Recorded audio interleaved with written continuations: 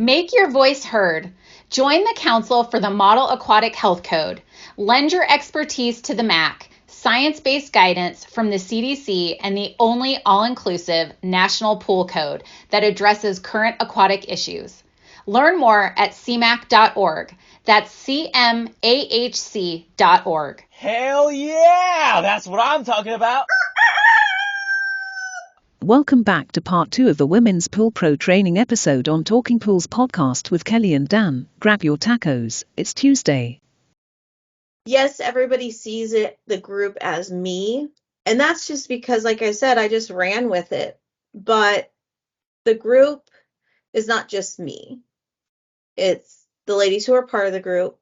It's the ladies who, help tell everybody about the group. It's the ladies who help with, organizing the events. It's the ladies who help me teach.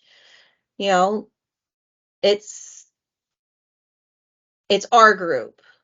It's not anyone else's. And no matter what anyone does, because there are other women's groups in our industry, we all do something different. My biggest one is the technical hands-on training. That's my big thing. Like, hands down, you can do whatever you want, but that's mine. And in my opinion, unless you are a lady in our industry who experiences this stuff, believe me, every week I'm looked at as, you don't know anything, you're just a girl. Well, you're the asshole who wired the fucking pump wrong, not me. Right. Or a customer hitting on you saying, oh, did you bring your bathing suit with you? Oh, how do you test the water? Do you jump in? Like, these are things that we experience. So unless you're, in my opinion, unless you're a woman in the industry or even a male-driven industry, and you don't know what we go through. You can hear about it, but you don't know. And so how can someone other than female know what we need in our trainings and networking events? Yeah, for sure. I'm not a pronoun person, right?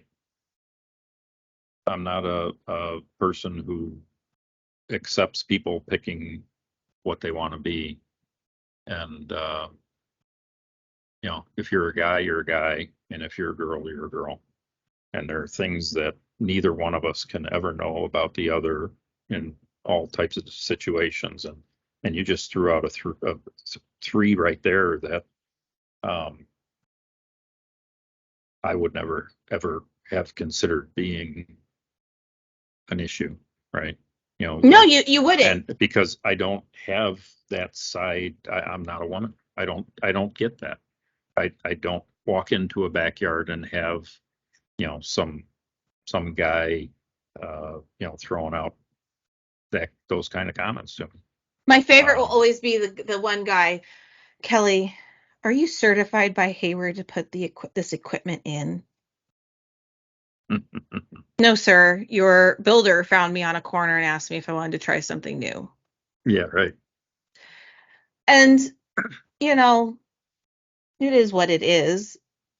But that's my opinion about when it comes to women organized events. It should be ran or at least organized by women. It can have trainers that are not. Sure. Because, like I said, we need to take advantage of all of the resources we have. But at least we can then tell the trainer, because this is what we do with our own trainings when we have other people other than like me or Deb or Janet or Timber or any of the other ladies giving input or what have you. We give them some direction of what we're looking for, because they may not understand why we're having this. Our very first training, we couldn't even promote. Like, we couldn't put up flyers. We couldn't do any of that because the manufacturer, and I totally get it. I have nothing against them for thinking this, but they were nervous about what the male population of our industry would think of it because we were saying, you can't be part of this. But then this is at the very beginning when no one knew how receptive people would be to it. And believe me, people Sure. were very receptive to it. Like, I think I only had like 2 comments, and they were just like, well, if I identify as a female, can I come? You know, if I wear a wig, can I come? Stupid things like that. And even with our wiring training, when I was promoting it, trying to get more ladies, a lot of the guys made comments, but then when I started explaining why we did this, but then offered, because normally we record our trainings. I was so nervous during the wiring training that I forgot to push record. Sorry, guys. It's nothing against you. I totally forgot. Like, I even had somebody ask me the other day for the recording. And I was like, hey, I don't mind sharing this recording with you when we're done. Like, it's just during the class. Yeah. And that's when I found out they're looking for this class. This is what they want, because we don't really have it out there. You know, everything is brand specific, not technical specific. Now, PHTA in their trainings, I've been doing their building classes. Theirs aren't brand specific. And I do like that about PHTA. Yeah. But we really don't have a lot of that other than that. Right. So, and with that, you know, it is hard to be not brand specific. And I've been teaching PHTA courses for, you know, decades. You know, CMS, CST, Certified Builders course, the hot tub course, the CPO course, PPSO before the merger between, you know, APSB and SPF. The keeping things neutral in terms of manufacturers is tough. it is. And you know, we do work really, really hard at trying not to, you know, I mean, I'll say here I'm a Pentair shop, but when I'm in front of a class of, you know, 40 or 50 students teaching a CST course, certified service technician course, that doesn't come through. I don't promote any one product over another product because it's just not the right place for it. And, you know, with that too, I see, you know, Wayne, I'm pretty sure Wayne in the last couple of weeks did a podcast on the dilution of the knowledge through the various trainings that occur overlapping one another at events, right? So, and he's so right on with that. And, you know, I know, you know, we're in the middle of summer right now, but in a few short months, we're going to be back into trade show season, and we're going to be traveling and doing training and all the rest of it. That PHTA has been busting their humps to provide training at the expo in November in Las Vegas that takes everything to another level. And, you know, there are going to be things done on the show floor this year that are going to be a little different. It's going to be kind of exciting. And yet I just heard today that there are other groups that are going to be presenting training that are actually sponsored by people like Hayward and other manufacturers at that event, while there's already training along those avenues going on. And I just don't understand how Informa, the expo, looks at an event like that and says, you know what, yeah, we'll have this group talk about, you know, equipment, this group talk about equipment, this group talk about equipment, this group talk about equipment. And how they don't see that the value of the training is really washed out. And, you know, as Wayne said in his podcast, you get 15 different views, some of them that are not neutral, right? But yet presented in a way that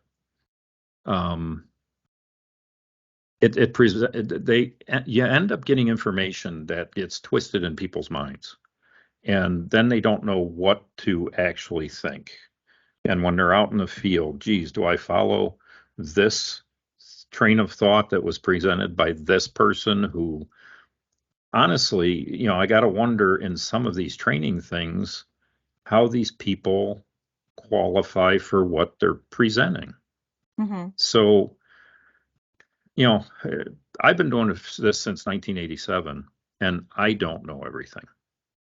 But when I do PHTA training, I am training on information and practices and knowledge and codes and procedures that has been tried and proven and studied and reevaluated over and over and over and over through the decades.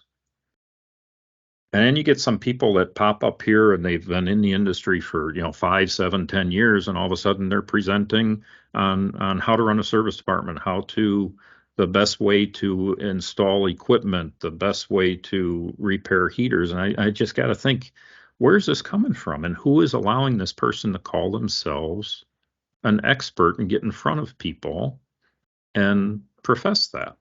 Yeah. There's really, I don't think, enough scrutinizing of who is doing the presenting to ensure the information is on track, that it truly is reflective of what we want the industry to be in terms of professionalism, in terms of abilities, in terms of knowledge and experience. And, it's sad. It's truly sad to see all of these various, and I've seen it in other events too. I think the Western Show had a similar thing going on where there were, and Wayne brought it up. He's like, there used to be where you go to these events and you would have a basic water chemistry, an advanced water chemistry, and a hot tub water chemistry. And now you go to some of these events and you've got 8 different presentations on water chemistry by 8 different people. And one of them might be someone from Orenda, and they're leaning one direction because of their beliefs. And you've got another one being presented by, maybe HASA, and they're leaning a different direction because of their beliefs. And then you've got PHTA presenting theirs, and they're not leaning any direction. They're presenting stuff that is, like I said, neutral and has been studied and restudied and analyzed and reanalyzed by not one person or 2 people, but by hundreds of people through the years. In the time that I've been involved in PHTA, I have helped to rewrite the service manual, I think 3 different times. And, we're working on rewriting the builder's manual right now, and we're reevaluating all of the workbooks and the exams and the PowerPoints and making sure that the data is consistent, that it's following codes, that it's following standardized procedures, that it's presented in a logical way. I mean, there is a consortium of people that are all volunteering their time and their expertise, decades of expertise, hundreds and hundreds of years of expertise. It's kind of like me and CMAC, where I'm now on a committee to give technical support to the review committee about operations and maintenance of, commercial settings. Right. So women that come to your training in your women's group are being trained by somebody who is a member of the technical review committee for CMAC. Technical support committee. I'm sorry, I said that wrong. Technical support committee. And that's just another one of those hats that you put on. And again, CMAC is paying you what, $500,000 a year for that, for your time with them? Isn't that what they pay? No, yeah. No, I you're do it again out right. of my free time. Because you have something of value to give. CMAC sees the value in what you have to give by accepting you into that group to help them with that effort. And, here again, I'll go back to my point and my, to my point of people stealing your women's group idea and running off with it, who have no business doing what they're doing. It's wrong. It's just wrong. It's sad the way they went about it by, like I said, putting you up on a pedestal to kind of gather all the data they needed to be able to then take it and say, oh, look at what we just decided to do. we're doing this women's thing, and look at how great we are, and oh, look at women, how nice we are to let you have this. All of us guys are going to give you women something, right? That's what women like, right? Guys to be up there and giving to the women who need that because they can't do it on their own. It's bullshit. It's just complete bullshit, and it pisses me off.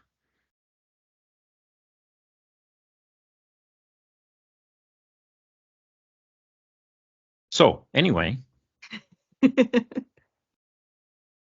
guess Well, all I that's can say my is vent. the women's group is going to continue on the way that we have been. We will be growing and expanding as much as we can, as fast as we can, because again, only do this on my free time and it's busy season. So things that we're planning is, get a website. We've had women want to, show their support of it and have like shirts and hats. So that's what they want. I will get that for them.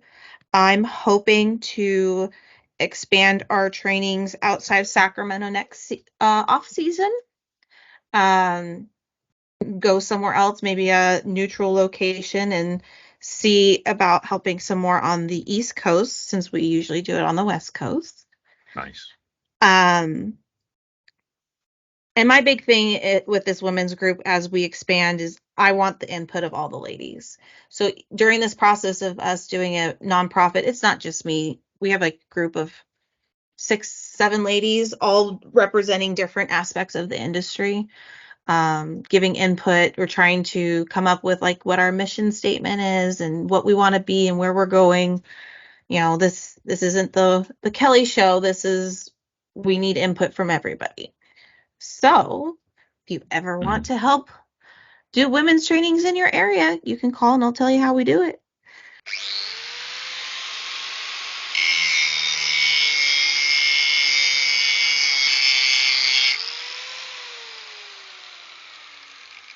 Kelli and Dan will be right back after these messages.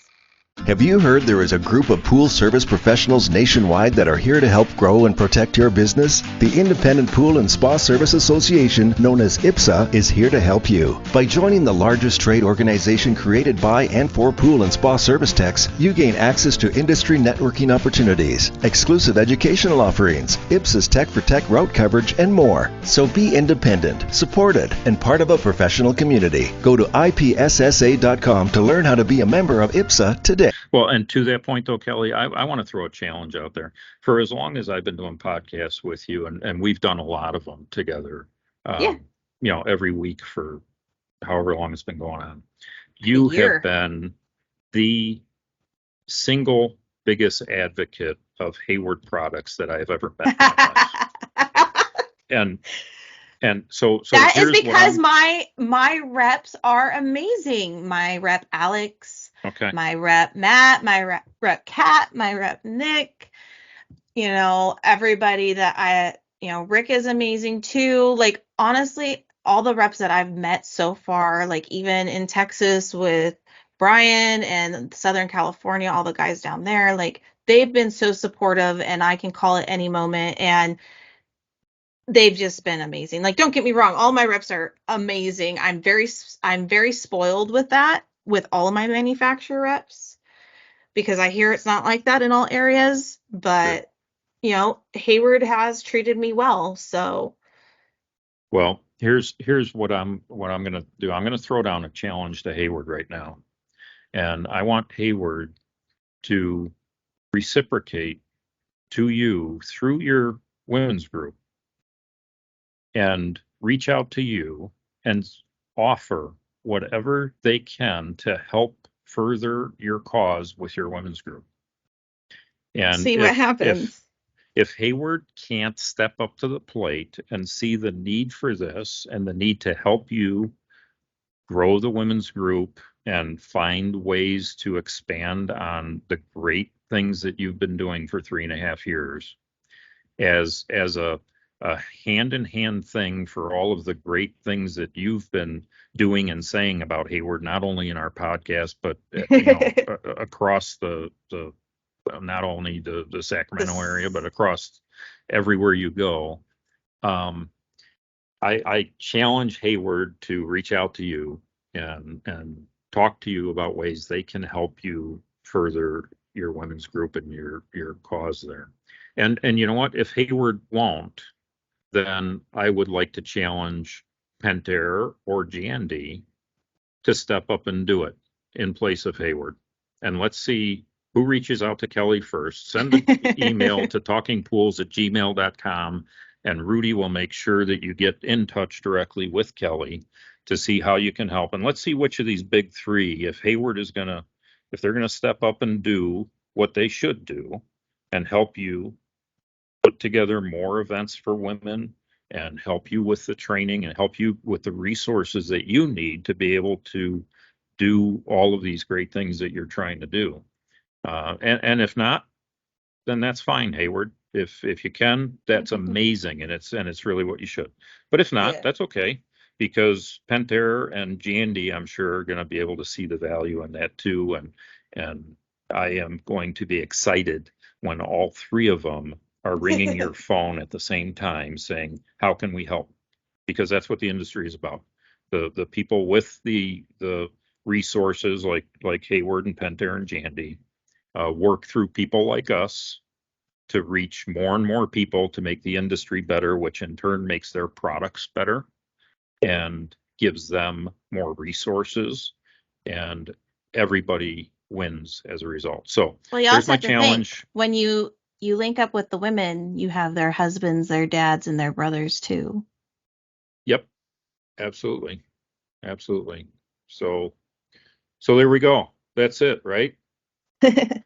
We'll see. That's where we're at. And I'm gonna, let's see, by whenever this airs, by the end of the day, you're gonna have text messages and emails and phone calls, and you're gonna start having to line up all kinds of events nationwide to help expand what you're doing with the women's group a million times over. Did you know I come from an education background? I did know that, but I don't know if many of our listeners. That's another reason I like doing stuff like this, like trainings and stuff. Like, I do trainings for my Hayward reps when they can't be somewhere. And it's like, oh, can you just teach them how to program this? Sure, no problem. But it's because I come from a education background. I worked with autistic kids for 10 years, worked in school districts and everything. And I've always been a big education person. It's not the stereotypical, oh, you couldn't, so you teach type thing. It's like, no, Right. I didn't do it because I want people to be better at what they do. Yep. And you've already proven that you've got the ability to do it.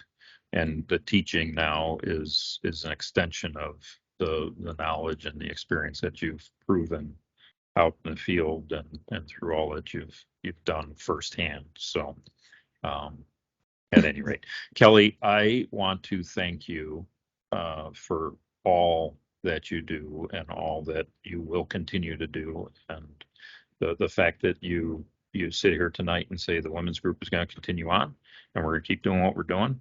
And, we're going to help as many people as we can help is just testament to your determination to not be swayed and not be knocked down and pushed in the mud, and just keep doing what you're doing and keep your head up and know that you're doing the right thing for the right reasons. And I know Pretty women all much. over love it and applaud it.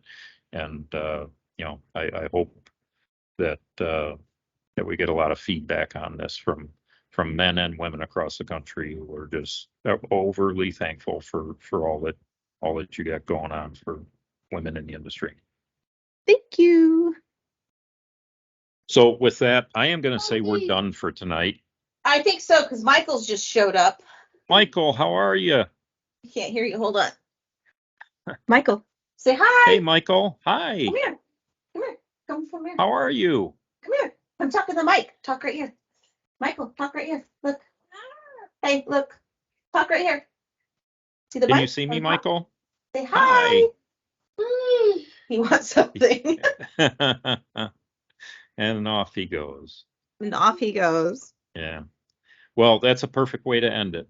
with Yes. Michael coming in to say goodnight. So with that, and from Kelli and Dan on Talking Pools Tuesday with Kelli and Dan, I want to thank all of the listeners, and of course thank IPSA and CMAC for all of their support of us, and we certainly love their support of the industry, just as we've been talking tonight of our support of the industry. Everybody that's involved in those organizations is giving back in huge ways as well. I know I was throwing PHTA out all night long, and there's so many other good ones. IPSA is one, NESPA is another. There are a lot of good organizations out there that are doing great things for the industry, and we're glad to be parts of IPSA and CMAC, and thanks for your support. And with that, Kelli, good night. Good night. Is this from a podcast? Oh, that will be interesting.